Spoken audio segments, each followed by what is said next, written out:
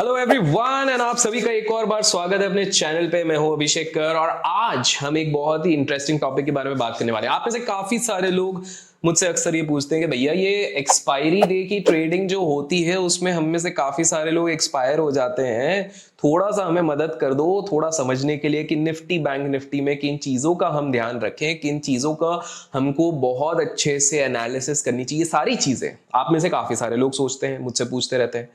तो मैंने सोचा आज इसको थ्योरेटिकल नहीं थोड़ा प्रैक्टिकल बनाते हैं। प्रैक्टिकल कैसे? हम स्क्रीन पे जाके समझने की कोशिश करेंगे कि हमको किन चीजों का ध्यान देना चाहिए, किन चीजों का ध्यान नहीं देना चाहिए, और ऐसे 4-5 चीजों के बारे में, प्रमुख चीजों के बारे में मैं आप लोगों को बताऊंगा कि आप चाहे बिगिनर हो, इंटरमीडिएट प्लेयर हो या कोई भी प्लेयर हो, आपको पक्के से यहां से कुछ ना कुछ सीखने मिलेगा। तो चलिए खोया चाप खाते हुए शुरू करते हैं आज का ये वीडियो। वीडियो में आगे बढ़ने से पहले अगर आप लोगों ने लाइक का बटन नहीं दबाया तो फटाक से लाइक का बटन दबा दो, इससे प्रोत्साहन मिलता है। और कमेंट्स में ट्रेड लिख दो अगर ट्रेडिंग रिलेटेड और वीडियोस चाहिए। अब सीधे चलते हैं स्क्रीन की तरफ। और एक्सप्लेनेशन पर्पस मैं इस्तेमाल करने वाला हूं एम स्टॉक का ये जो पूरा टर्मिनल रहता है। क्यों क्या ये सारी चीजें तो हम डिस्कस करेंगे, लेकिन उससे पहले हम समझने की कोशिश करेंगे कि किस प्रकार से हमको एनालिसिस करनी चाहिए। तो जैसे कि आप लोग देख सकते हैं यहाँ पर इजीली हम अपने वॉच लिस्ट पे जाके हम यहाँ पर एक बना सकते हैं। और लेट्स टेक एन एग्जांपल। मैं कहता हूं कि भैया निफ्टी का 19,500 का हम बोलते हैं कॉल। बाय द वे यहाँ पर आप डायरेक्ट बाय सेल भी कर सकते हो, लेकिन अभी हमको सीखना है, बिकॉज सीखना जरूरी है। तो हम यहाँ पर एम स्टॉक के चार्ट पे चले जाते हैं। द बेस्ट थिंग इज कि यहाँ पे सीधे ट्रेडिंग व्यू के ही जैसे पूरे का पूरा चार्ट फ्री ऑफ कॉस्ट मिल जाता है। यहाँ पर आप देख सकते हो ऑप्शन का चार्ट है। देखो एक्सपायरी के दिन, देखो याद रखो आज का वीडियो स्पेसिफिकली हम एक्सपायरी डे जो थर्सडेज के दिन होते हैं, और वैसे तो हाल फिलहाल में जिस तरह के रूल्स आ रहे हैं हर दिन ही एक्सपायरी है बॉस। मतलब ट्यूसडे को एक है, वेडनेसडे को एक है, थर्सडे को एक है, कुछ ना कुछ चलता रहता है। तो उस अकॉर्डिंगली फ्राइडे को एक है। हमने सोचा कि चलिए आप लोगों के लिए वीडियो बनाया जाए। तो आप सामने देख सकते हो कि यहाँ पर एक 1 मिनट चार्ट खुला हुआ है। आप मल्टीपल टाइम फ्रेम कर सकते हो, लेकिन आप लोग सीधे जाएंगे 15 मिनट्स के चार्ट पे। 15 मिनट चार्ट क्यों? बिकॉज आप जितने छोटे चार्ट्स पे जाते हो उतना ज्यादा नॉइज रहता है, जितने बड़े चार्ट्स पे जाते हो उतना आप लोगों के लिए बेटर रहता है और आप सीख उससे ज्यादा जल्दी सकते हो। तो हमने खोला हुआ है 19,500 का पुट। आई वुड रैदर से कि हम 19,500 के पुट से बेटर है हम कर लेते हैं 19,800 का पुट। सो यहां पर मैं गया निफ्टी 19,800 का पुट। जिस तरह ट्रेडिंग व्यू में आप आराम से ढूंढ सकते हो, यहां पर भी आप सारी चीजें ढूंढ सकते हो। तो 19,800 का पुट, तो 19,800 का पुट एज ऑफ नाउ जब मैं इसको रिकॉर्ड कर रहा हूं तो 71 पॉइंट समथिंग समथिंग पे क्लोज हुआ है। डिस्क्लेमर बाय सेल रिकमेंडेशन कतई नहीं है, ये केवल सीखने के लिए ये सारी चीजें। आप देख सकते हो किस प्रकार से ये तुड़ुक तुड़ुक तुड़ुक तुड़ुक तुड़ुक तुड़ुक करके गिरा हुआ है। अब यहां पर आपको सिंपल सी एक चीज करनी है। आप हमेशा जब भी किसी एक्सपायरी डे ट्रेड पे करने की कोशिश कर रहे हो तो आप कोशिश करो कि आप तभी एंटर करोगे जब आपको first sign of a jumbo candle मिले। अब जंबो कैंडल क्या होता है? जिसके हाई और लो में एक सिग्निफिकेंट डिफरेंस होता है as compare to previous few candles. I repeat, jumbo candle वो होता है जब उसके हाई और लो पे प्रीवियस काफी सारे कैंडल से एक ज्यादा डिफरेंस रहता है। जैसे यहां पर अगर आप देख सकते हो, सिंपल सी चीज है। तो मेरे लिए एक जंबो कैंडल, पहला जंबो कैंडल यहीं पर बन गया है।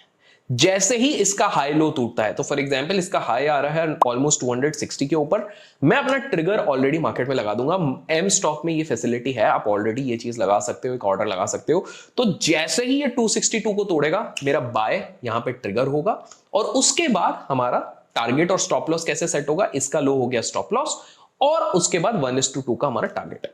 तो पहली बात अगर आप देखोगे ये वाला जो कैंडल है इसमें हमारा बाय ट्रिगर हो जाएगा, बिकॉज ये गया ऑलमोस्ट 265 270 तक, तो हमारा ये ट्रिगर हुआ। लेकिन हमारा स्टॉप लॉस जो कि बहुत ही क्लोज था वो हिट हो गया। तो पहली बार हमारा स्टॉप लॉस हिट हो गया, लेकिन अगेन वी विल वेट। कैसे 264 टूटा, पूरे दिन भर टाइम पास।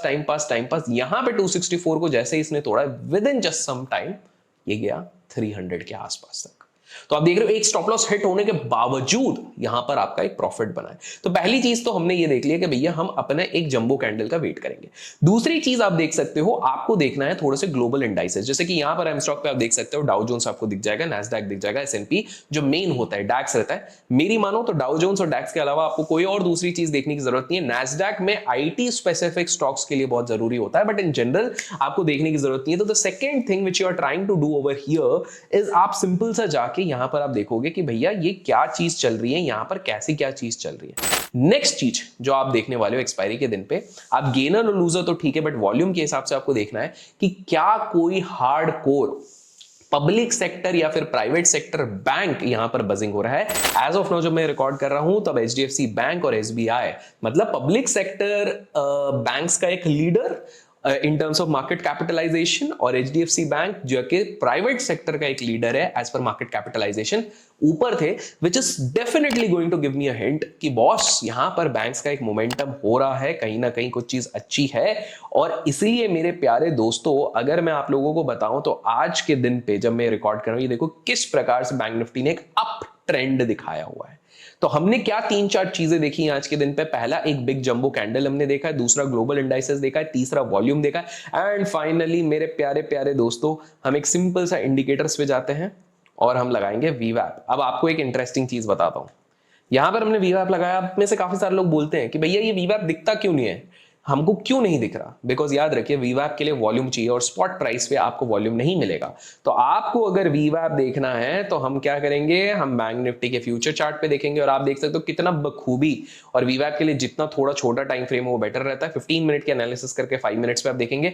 आप देखो जब से यहां पर ब्रेकआउट हुआ है दैट इज अप्रोक्सीमेटली 11:25 पे, उसके बाद से ये वीवैप के नीचे आया ही नहीं है। सिंपल सी बात है, ये 4-5 चीजें अगर आप देखते हैं और मान लो आज के दिन आपको एक्सपायरी, वैसे आज जब मैं रिकॉर्ड कर रहा हूं तब सेंसेक्स की एक्सपायरी थी और सेंसेक्स भी सेम चार्ट है, होमवर्क के जाके आप चेकआउट कीजिएगा तो आप सिंपल से ये सारी चीजें कर सकते थे।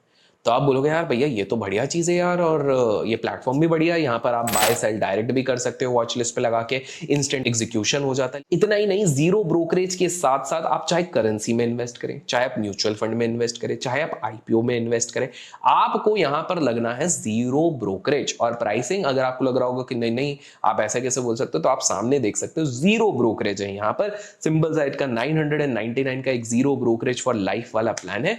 आप जैसे ही लेते हो आपको ये फैसिलिटी मिल जाती है और साथ में आप स्क्रीन पे देख सकते हो किस प्रकार के बाकी इनसे सारे चार्जेस है, विच इज हार्डली मतलब एक तरीके से आप बोलोगे कि एक ट्रेडर को क्या चाहिए कि भैया चार्जेस जितना हो सके कम हो, और वो यहां पर आपको क्लियरली दिख रहा है।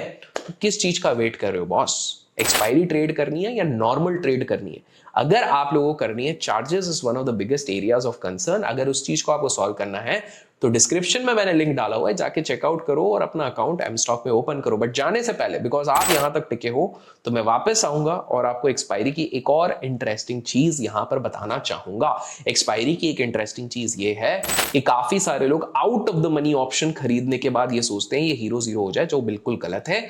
मेरा सजेशन हमेशा ये रहेगा कि एक्सपायरी के दिन पे अगर आप बाय चांस कर भी रहे हो 10% से ज्यादा कैपिटल डिप्लॉय मत करो, और जब भी कर रहे हो in the money option low, because in the money intrinsic value के बेसिस पे चलेगा। वहां पर आपके हारने के चांसेस कम है, जीतने के चांसेस ज्यादा है अगर आपका डायरेक्शन सही है। आउट ऑफ द मनी अगर आप लोगे दूर का ऑप्शन, अगर वो बहुत ही ज्यादा दूर का अगर डायरेक्शन में मूव भी आया ना तो भी आप लूज आउट कर दोगे, बिकॉज थीटा नाम की एक बला आपके पीछे पड़ेगी। तो आशा करता हूं आज की इस वीडियो से कुछ नया सीखने मिला। लाइक शेयर सब्सक्राइब करना ना भूले और इस तरह का टर्मिनल चेकआउट करने के लिए लिंक डिस्क्रिप्शन में एमस्टॉक का डेफिनेटली चेकआउट करें। Till then keep learning, keep growing, keep investing and keep trading. Investments in securities markets are subject to market risks. Read all the related documents carefully before investing.